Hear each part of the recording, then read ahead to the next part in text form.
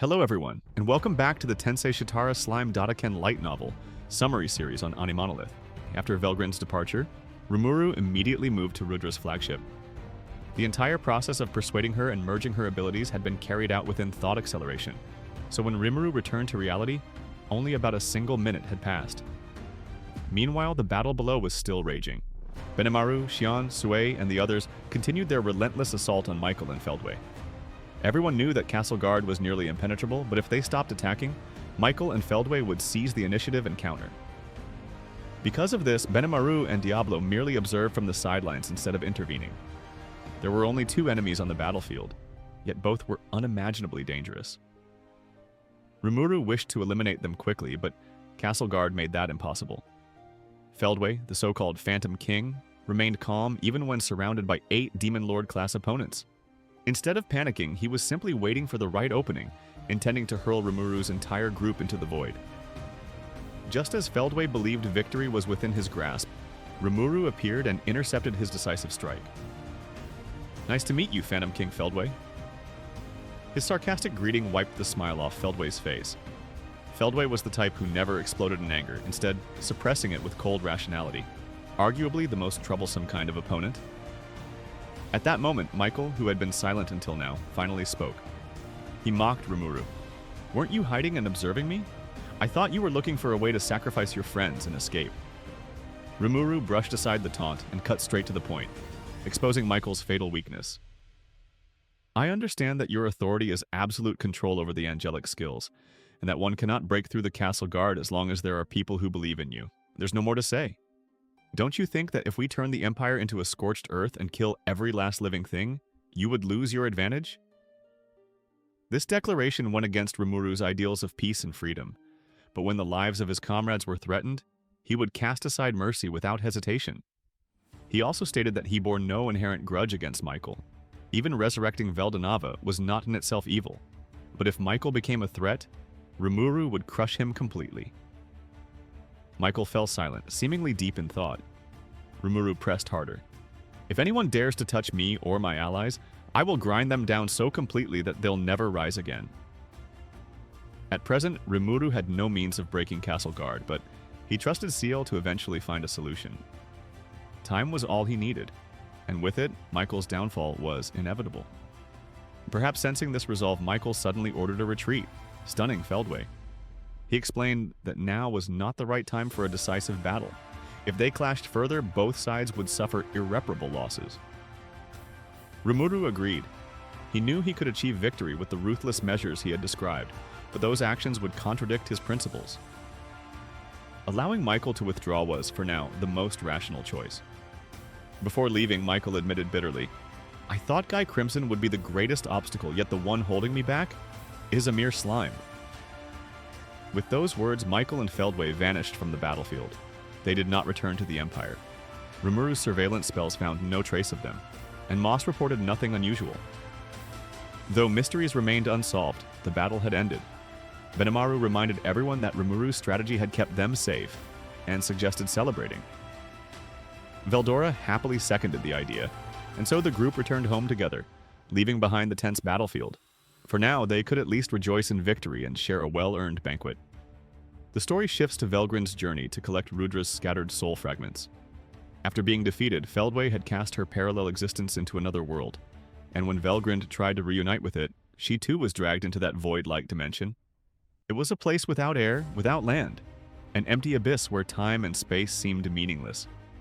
For anyone else, survival would have been impossible, but Velgrind was a true dragon. With her infinite lifespan and the ability of spatial domination, escaping was only a matter of time. As she drifted through the void, she had plenty of time to think. Her mind returned to the bewildering events of recent days, and most of all, to Rimuru. The world they lived in had been crafted intricately by her brother, Veldanava. No one but him should have been able to interfere with its system. And yet, that slime had done it. Rimuru had not only freed her from her bonds, but also rewritten her ultimate skill, elevating it to a far greater level. The thought was almost terrifying. Only Veldanava himself should have been capable of such feats. Could Rimuru somehow be his reincarnation? The idea sent a chill down her spine, though she forced herself to dismiss it. Shaking away those doubts, Velgrind focused on her new ultimate skill, the divine flame, King Cthulhu. It resonated strongly with Rudra's soul fragments, almost as if responding to his heartbeat. This became her guide on the long journey ahead. Crossing countless worlds, traversing ages and dimensions, she gathered fragment after fragment. All the while she whispered the same words like a vow. I love you, Rudra. I love you. That devotion gave her the strength to overcome every hardship. At last her journey, she come to Earth, a bustling modern city filled with towering skyscrapers. There she discovered a boy who carried within him all of Rudra's remaining fragments. The moment she saw him, Velgrind knew. He was Rudra's reincarnation, the final piece she had been searching for. If she gave him the fragments she held, Rudra's soul would be whole again. But Velgrind hesitated. Though she longed to see Rudra once more, forcing the fragments into the boy would completely alter his life. With her endless lifespan, she could simply wait until his natural death before reclaiming them. That seemed like the gentler choice. Resolving to hold back, she turned to leave. Yet in that very moment, all the fragments she had collected suddenly slipped from her grasp, save for the very first one, and were drawn into the boy as if by fate itself. The instant they merged with him, the boy vanished from the world before her eyes. Perhaps you wanted to see me sooner as well, Rudra? Velgrind whispered to the remaining fragment in her hand. With that thought, she activated her divine flame King Cthulhu and pursued the boy across worlds. Thus ended Volume 15 and the Eastern Empire arc. The next part, Volume 16, would serve as the prelude to the Great Tenma War, focusing on scattered skirmishes and rising tensions that would set the stage for the battles to come. Before diving into Volume 16's main story, there is a prologue chapter introducing the setting of another world. In Tensei Slime, Rimuru's world is not the only one. There are countless other realms collectively referred to as the Outer Worlds. One such realm is the homeland of Zejian, Apito, and Minaza, a semi-material world that overlaps with both the spiritual world and the demon world, yet exists apart from them. Within this world, three great powers struggle endlessly for supremacy. The Phantoms, who scheme to invade other worlds. The Insectors, who seek to expand their territory and protect their hives. The Cryptids, semi-mental organisms born from magicules, driven purely by destruction and territorial instinct. These three races are in constant conflict. Their clash is so destructive that any outside force attempting to interfere has always been crushed. Rarely, when the cryptids grow too numerous, the Phantoms and Insectors call a temporary truce to annihilate them. But harmony never lasts. The only chance for any faction to invade other worlds comes when rare distortions in space-time open rifts, events that occur only once in 1,000 years. Even then, only small scouting units can pass through, unless they seize control of the permanent underworld gate, a dimensional passage guarded by demons. Amidst this uneasy balance, one being was filled with endless hatred, Feldway, the Phantom King. Once, long ago, Feldway had not been a phantom at all, but an angel. In the age of creation, Veldanava had given rise to countless races. To help manage the world, he created the 7 original angels, the Seraphim, beings of immense energy equal to awakened demon lords. The first among them, named by Veldanava himself, was Feldway. Loyal and dutiful, Feldway led the angels in assisting his creator. As time passed, more and more races came into being, giants who embodied the earth, pixie queens who ruled the stars, vampires who built civilizations. And at last, humanity was born. Fragile, short-lived, but infinitely adaptable and blessed with curiosity. Veldanava cherished them above all and resolved to protect them from all threats. To that end, Feldway and the angels were ordered to subdue countless dangers. But one threat surpassed all others: Ivaraj, the world-destroying dragon.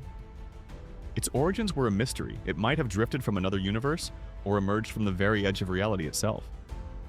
Possessing a power equal to a true dragon but lacking intelligence or reason, it knew only mindless destruction. Its existence alone threatened to bring ruin to the world. Feldway, despite his immense strength, could not overcome it in single combat. In the end, Veldanava himself was forced to intervene. After Ivaraj was sealed away in the otherworld, Veldanava left Feldway in charge of overseeing it, together with 3 of the primordial angels, Zelario, Obera, and Cornu. But the otherworld was soon saturated with the magicules leaking from Ivaraj, giving rise to a new race of monsters called cryptids. Most of them were mindless beasts that did nothing but fight, but in time, one among them awakened intelligence. Veldanava named this individual Zelanus, the Insect Lord. Zelanus began exterminating rampaging cryptids and eventually created the Insectars to serve him. At the same time, Feldway and the angels who served under him were also transformed by the Magicules. Feldway mutated into a new race known as the Jotun, while his followers became the Phantoms, a unique race of self-aware beings distinct from both demons and spirits. From then on, Feldway came to be known as the Phantom King. Although both Zelenis and Feldway served under Veldanava, they never got along. Their only bond was loyalty to their creator. But when Veldanava disappeared with no sign of returning, that fragile balance broke. Zelenis accepted his master's death and went his own way, but Feldway could not. He refused to believe Veldanava was gone. Grieving and resentful, he grew to hate the humans and other races Veldanava had loved, and vowed to destroy their world. By erasing its diversity and remaking it in his own image, Feldway believed he could force Veldanava to return and punish him. Thus began his war. Feldway even sought to ally with Zelenis to wipe out the cryptids and eventually invade the human world. But Zelenis refused, acknowledging no master but Veldanava. Enraged, Feldway turned on him. Instead of cooperating, phantoms and insectors became bitter enemies, while the cryptids remained unchecked. A three-way conflict engulfed the otherworld. Over the years, Feldway tried to find a way into Veldanava's world, but the gates were guarded by demons. Among them was Primordial Noir, whose overwhelming presence in the spiritual realms made him untouchable. Feldway loathed Noir's scornful attitude toward him, yet could do nothing.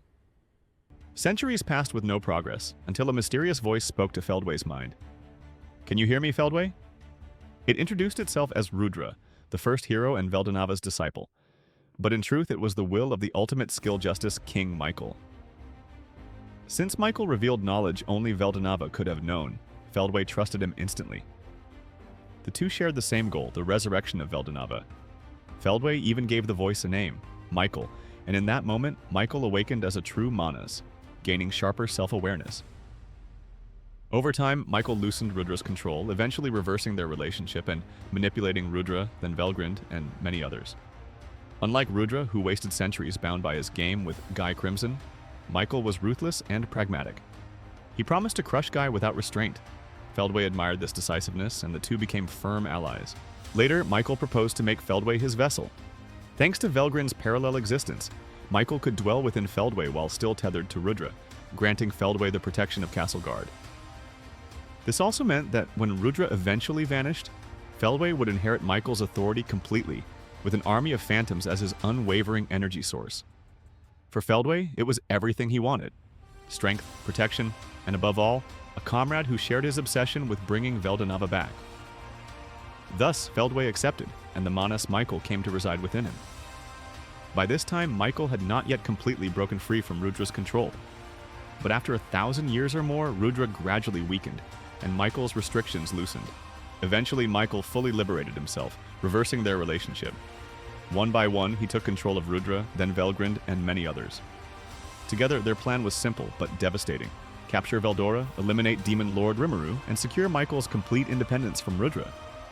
But Feldway saw another loose end that had to be dealt with. That loose end was Masayuki. To others, he was just a hero, but to Feldway, Masayuki was dangerous. He looked exactly like Rudra and even carried the Chosen One ability Rudra once held. Even if unlikely, Masayuki might become a backup vessel for Rudra. Feldway could not allow that risk. So, Feldway dispatched his forces into the labyrinth to assassinate Masayuki. He believed this was the final precaution before victory. What he did not expect, however, was that Rimuru, whom Feldway had never considered a true obstacle, would stand in his way and derail everything. And that wraps up the events for today's video. Thanks for watching, and I'll see you all again in the next episode on AniMonolith.